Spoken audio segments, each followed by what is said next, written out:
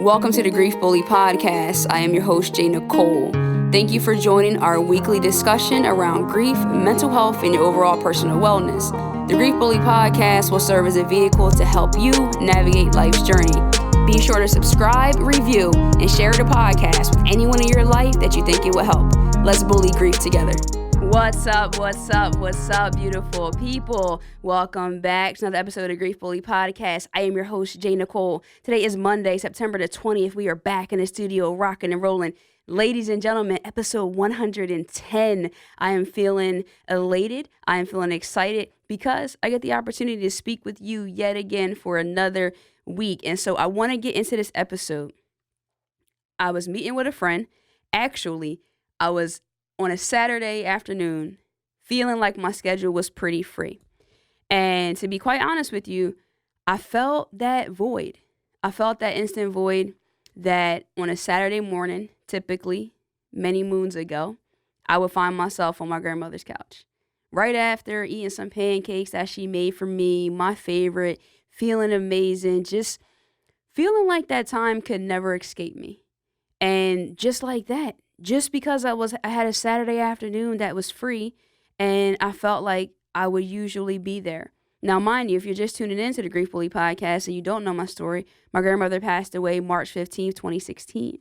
So we're talking 2021 on a random Saturday, I'm feeling this void. So I find myself in her area. I was going to go and get my oil change. So I grabbed a bagel at a local spot. So now, not only mentally and emotionally do I find myself gravitating towards her, but I actually physically find myself in that area. So from there, I'm like, you know what? I'm actually close to the farmer's market. I'm going to shoot over to my hometown, Lawnside, New Jersey, and go check out the farmer's market down there. Just going on a whim. It was never my original plan as I set out on this destination this Saturday afternoon. Trust me, guys, I'm taking you somewhere with me here. And so I drive down to the town. It's like 9:30, hoping to get some kale chips, but I did end up getting my yellow watermelon. If you've been following me and you saw the yellow watermelon, I was able to cop this from Freehaven Farms. Shout out to you. Big up Dr. Cynthia and Makai, the pharmacist down at Freehaven Farms. If you're not following them, definitely go check them out. But anyway, listen, I get there. I show up. I'm a little early. It starts at 9, so I try to get there in time to get the kale chips. They didn't have any at the time, so I got the watermelon. Right when I'm leaving, Makai pulls up. Again, he's co-owner of Freehaven Farms. We get to talking. He's like, yo, I'm really liking what you're doing. I'm saying the same thing to him. Likewise, I love what they're doing for our culture. So we get to having a conversation, and then out of nowhere, he's like, yo, you know who you need to talk to? It would be dope if you connected with my sis. And I'm like, okay, say more. Anytime someone feels like I should connect with someone and this is feeling to me like a divine moment, because again, this wasn't my intention to go there that day. And so he's like, yeah, my sis, Adjua.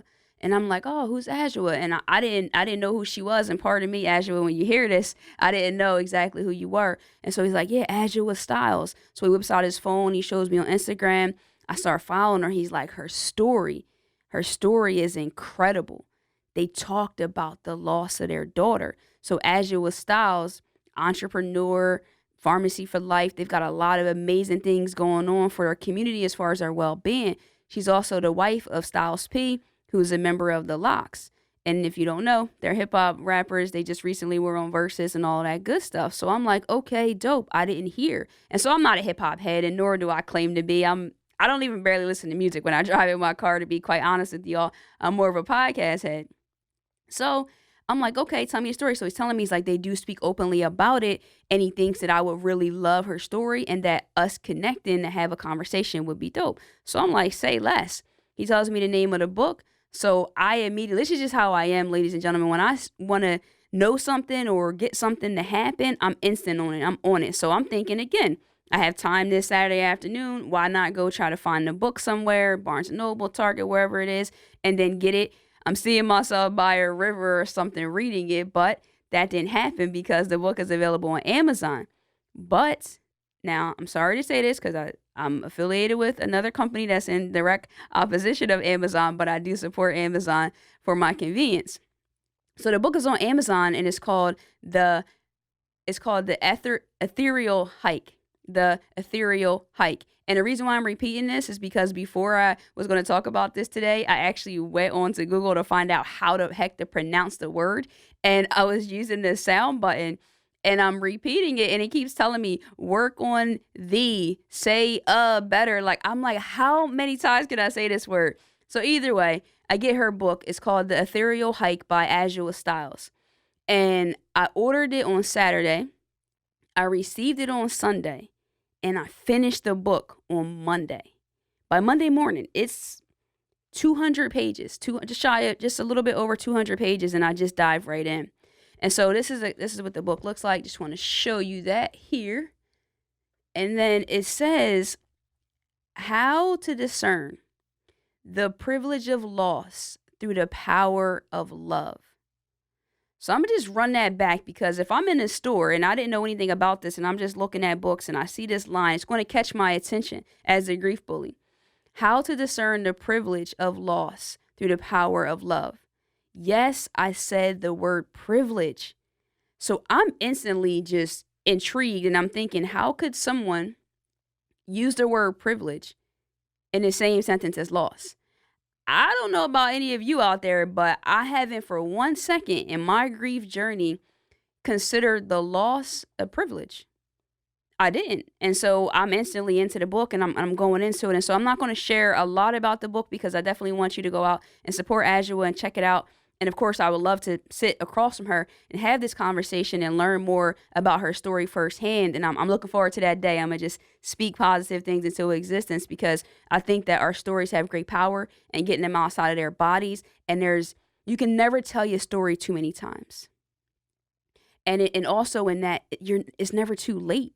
So although they lost their daughter, she passed away a few years back. I believe that was 2015. It's never too late.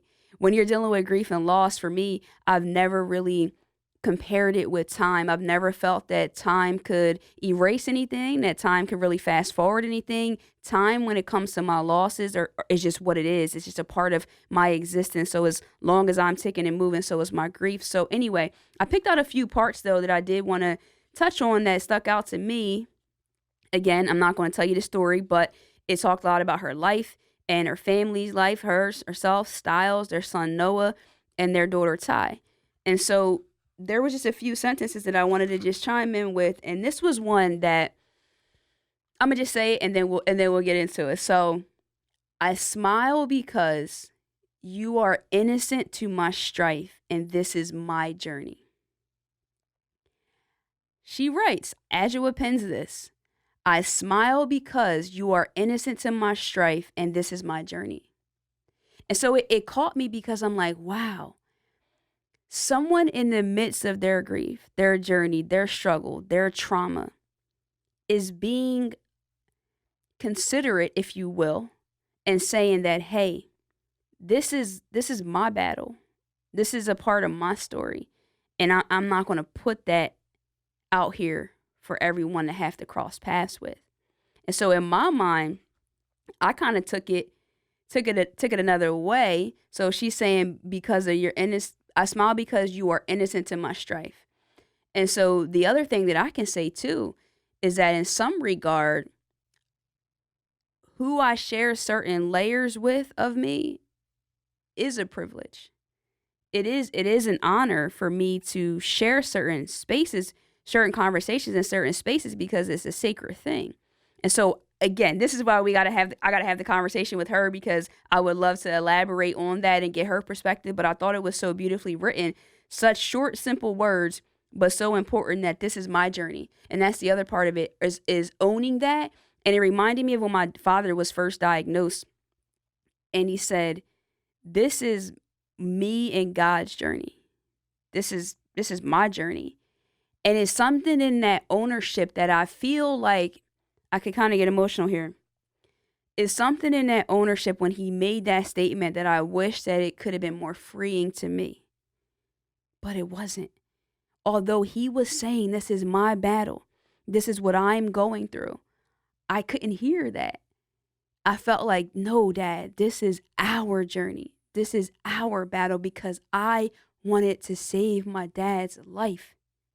I wanted to save his life, and I really wish that I could have made that separation to some extent, because now I feel like I'm kind of walking that journey and owning our journey, he and I, by myself without my partner. Because I went to a lot of doctor's appointments and I made a lot of decisions for his well-being. I made a lot of decisions for his end of life care and the whole journey. And so when she owns that part about it being her journey, and that it's our innocence, because of our innocence to her strife, as she said, to my strife, I kind of wish I would have gave myself that innocence, and not put so much pressure on myself to feel like I have to have the solution to someone's story, because ultimately, by having that expectation and saying, hey, this is our journey, I kind of felt a little failure-ish. I felt like, what didn't I catch? What didn't I see? They did the biopsy and they said that it wasn't cancerous. So how did this man die from stage 4 lung cancer? How did that just go past me without the time period where he could have gotten treatment? How did this happen? And so again, when that sentence, it was like so much going on in the story, but that part really stuck out to me when I reread that part, because a lot of people may not look at it that way. And hey, listen, her vantage point and her perspective on it might be a lot different than mine. And that's why I look forward to one day being able to talk about that.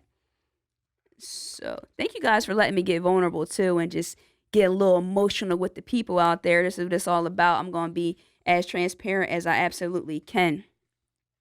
And so just talking about a little moment that she had in the realization of how she felt after getting this news and learning that her daughter had passed away. Again, I don't want to go into the details. I'll save that for another time. Or if you read the book, which I hope that you do, you can find out for yourself firsthand. So I've never felt so vulnerable and juvenile in my adult life. I felt like a child. I felt like someone who had lost their blankie or favorite toy. And then she goes down a few points here and she says, Ty's passing was a black and white change for me that was too drastic. I immediately felt stifled and was suffocating from life itself. Can you imagine what that might feel like, to feel like life? So when I'm alive, I'm breathing, but I feel like I'm suffocating. And I personally can't change what happened to cause this. And that it was just black and white and too drastic. And so I know that has to resonate with someone out there. I can't be the only person that, although I read this story and perhaps you didn't, but isn't that all too familiar? Isn't it all too familiar when we feel like life just punches us right in the stomach? And if you've ever been punched in the stomach, hit in a sport, I can recall getting hit in my stomach and I couldn't even stand up. So imagine that being your reality every day. I've never lost a child, and I can only say that I can imagine to a certain extent, right? Because I think when we say that, I do like to change that terminology up versus saying I can't imagine to I can, but also respecting that person enough to say to an extent, because I haven't been in your shoes and I'm not there. So I don't want to make it seem like, oh, I can imagine, because they can rightfully say back, no, you don't. So that's just like if someone who did not lose their father can say to me, I can't imagine. Well, I respect you for saying that. At least you are able to expand your mind to maybe walk in some more empathy to say you can imagine, but I don't think you can totally, because it didn't happen to you. So hopefully that makes sense. But she said that part and it really stuck out to me as well, about suffocating and feeling like that. And I wanted to share it because, again, just like with my social media posts, I always want to make sure that the content and what I choose to bring to my community, we can digest it. We can chew and bite a little piece off for ourselves. It's about being seen. And sometimes we don't have the words, but hearing someone else's words can bring us full circle. And although these aren't my words, I'm a vessel, right? It's my platform. The Grief Bully podcast is here to make sure that we all can get closer to our healing journey, that we all can walk this just a little bit lighter. And so if that's through someone else's words, well then amen. Let's keep it moving that way. And so there's one other part that I wanted to get to, and it's a little bit more lengthy in words, but it was important. So again, this chapter 13 is entitled The Privilege of Losing My Child. So again, the privilege of losing my child, that's gotta perk your ears up. I've gotten comments over the last 72 hours or so where someone definitely was saying that I can't accept that we will allow children to die from cancer, so I'm not going to accept that. So I would just maybe err on the side to say that I don't think that that person would say the privilege of losing my child.